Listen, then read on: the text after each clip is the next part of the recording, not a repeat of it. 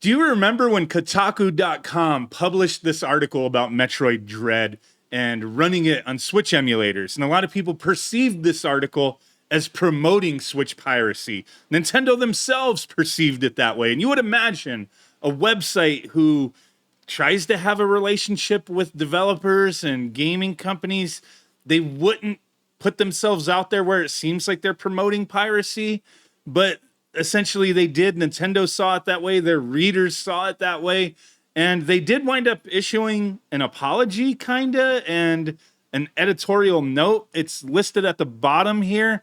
And it's kind of funny. I mean, the editor's note, per request by Nintendo, we've updated the article to generally reassert that Kotaku does not promote or encourage piracy. Kotaku declined to enact changes that blurred the line between suggestions and aggressive line edits to preserve editorial independence. Then there was the update. An earlier version, this is their apology, I guess. An earlier version of this story was understood by many readers to be a direct suggestion to illegally download this just released game. We regret this interpretation and apologize, as the original article did not meet our editorial standards. I think a lot of articles on Kotaku don't meet editorial standards, but that's just my opinion.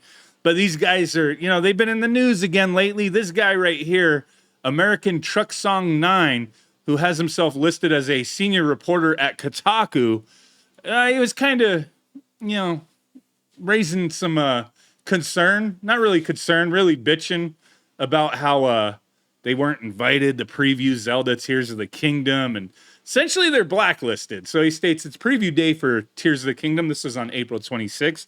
A huge game I would love for Kotaku to be able to inform its millions of readers about firsthand. Unfortunately, Nintendo still has it blacklisted from advanced coverage, a move I would argue is both unprofessional and coercive.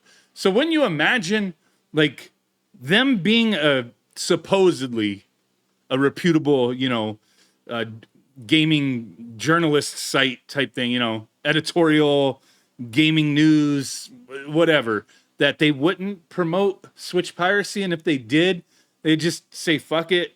Our relationship with Nintendo's not going to be great in the future, and just kind of give up on it. Like they did what they did. You don't get the whine about it now. Even your, half-assed apology there on that article. Like, if you pirate Switch game, that's on you. I don't really care. I personally don't, and I wouldn't, not during the life, cycle of the system. My personal beliefs, I've brought that up plenty of times. Like, I will emulate stuff from 30 years ago, 20 years ago, whatever. If it's not available now, hey, to me, do what you want, And even with Switch or any current console, do what you want. But my personal choice is, hey, if it's sold in the stores, either I'm going to support it or I'm not going to support it. If everybody just downloaded Switch games, would they continue making Switch games? We've seen the downfall of other systems, companies in the past where, sometimes it's brought up that, hey, piracy was a big problem with that. I don't know how true that is, but it's just my personal thing. And yeah, this leads into this today. And I'm not going to this article because I know people will be annoyed and pissed, but Kotaku, man, they're just balls deep on it. Screw it. You know what? Let's throw this little fit here that Nintendo doesn't want to allow us to have advanced coverage or to be a part of these things or get these games to review. Like, we're not involved. I would never expect Nintendo themselves to send me, games for review, just the way it is. I've accepted that long ago. I will never be a Nintendo influencer. Like, I cover a little bit of everything on my channel, all systems, and I do like the Switch, but realistically, I'm not as a big of a presence as Kotaku.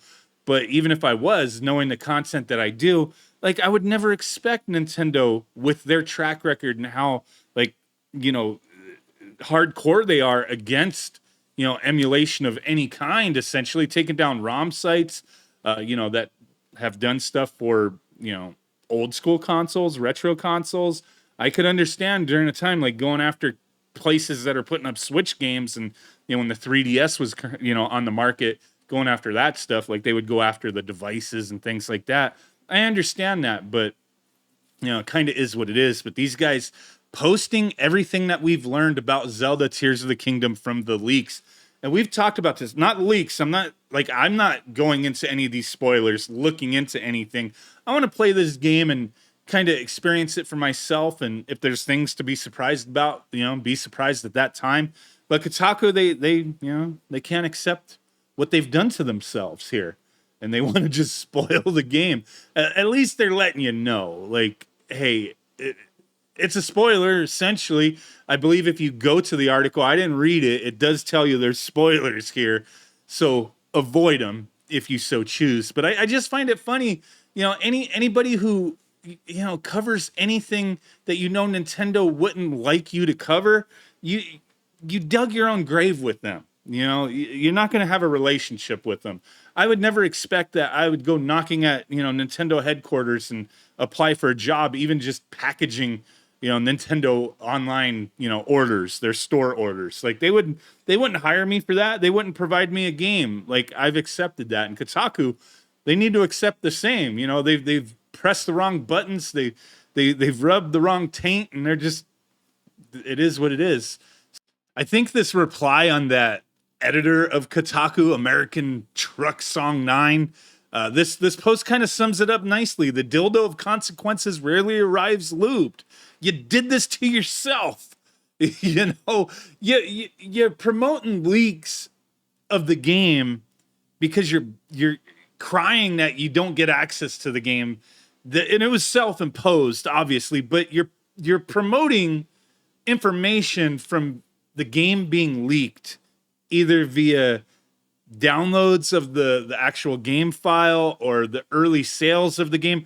Like I covered the Macari story where this guy was selling early copies, like almost 2 weeks early of release on Macari, selling actual physical copies. So yeah, people are getting their hands on it, stealing them off of the back of trucks. I don't know how they are getting them. Who knows? Who cares? But they got them. And actually, I found it kind of crazy, but Nintendo, they're on this stuff, man. Macari, that guy that was selling the Tears of the Kingdom cartridges, those listings are gone. He sold them, but they're no longer on there. And normally sold listings stay on Macari for a while. So I don't know what happened. Nintendo caught wind of it and was like, hey, get rid of this. I don't know. But it's just crazy, man. Like, they have to accept, like, you can post these kind of articles spoiling the game. To me, it's easy to avoid, but it does exist. And if you are online all the time, you may stumble across things you didn't want to see, but just, do your best to avoid it if you want. But I just think, for these guys to be crying about it and then posting shit like this, you're never going to get redeemed. Other, companies out there will see this behavior and just be like, we're not partnering with these guys anymore. And I've heard there's other companies who have like distanced themselves from Kotaku, and it's just the way it goes. Let me know what you guys think. Appreciate y'all watching. That's my rant and rambling for the day. Just thought it was kind of funny. Appreciate y'all. Bye.